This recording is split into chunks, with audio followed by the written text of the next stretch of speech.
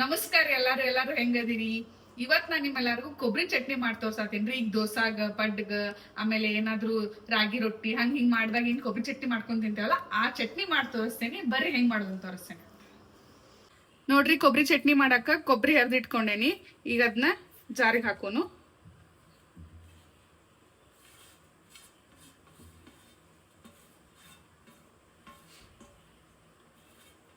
ಆಮೇಲೆ ಒಂದ್ ಸ್ವಲ್ಪ ಬೆಳ್ಳುಳ್ಳಿ, ಜೊತೆಗೆ ಒಂದ್ ಸ್ವಲ್ಪ ಕರಿಬೇವು, ಆಮೇಲೆ ಒಂದ್ 3 ಮೆಣಸಿನ್ಕಾಯಿ ಹಾಕತೇನ್ರಿ.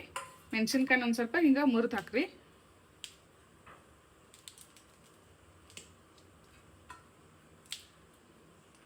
ಒಂದ್ ಸ್ವಲ್ಪ ಕೊತ್ತಂಬರಿ, ಒಂದ್ ಸ್ವಲ್ಪ ಜೀರಿಗೆ ಹಾಕತೇನಿ. ರುಚಿಗೆ ಎಷ್ಟು ಬೇಕಲ್ಲ ಅಷ್ಟು ಉಪ್ಪು,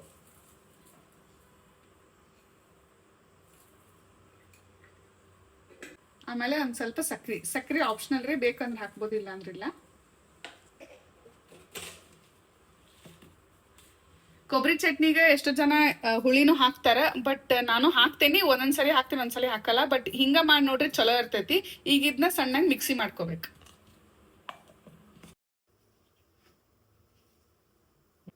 ಫಸ್ಟಿಗೆ ಸ್ವಲ್ಪ ನೀರ್ ಹಾಕ್ಬೇಕು, ಮಿಕ್ಸಿ ಮಾಡ್ಕೊಳ್ಳೋಣ್ರಿ. ಆಮೇಲೆ ನೀರ್ ಹಾಕ್ತೇನಿ. ಫಸ್ಟಿಗೆ ಒಂದ್ 2 ರೌಂಡ್.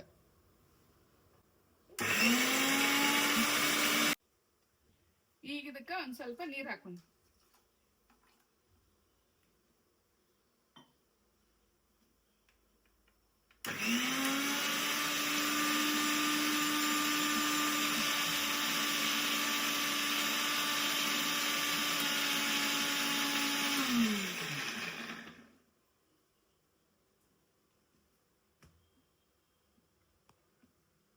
ನೋಡ್ರಿ, ಚಟ್ನಿ ರೆಡಿ ಆಗೈತಿ.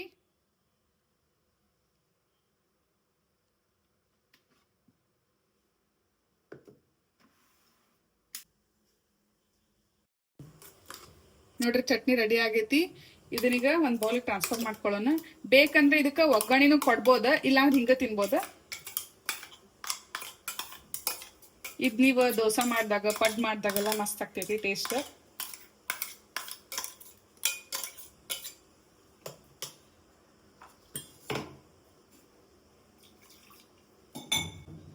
ನಿಮ್ಗೆ ಹಿಂಗ್ ಇಷ್ಟ ಗಟ್ಟಿ ಬೇಕಂದ್ರೆ ಇರ್ಬೋದು, ಇಲ್ಲ ಒಂದ್ ಸ್ವಲ್ಪ ನೀರ್ ಬೇಕು, ಮನೆಗೆ ಜಾಸ್ತಿ ಜನ ಅದಾರಂದ್ರೆ ಹಿಂಗ್ ನೀರ್ ಹಾಕಿ.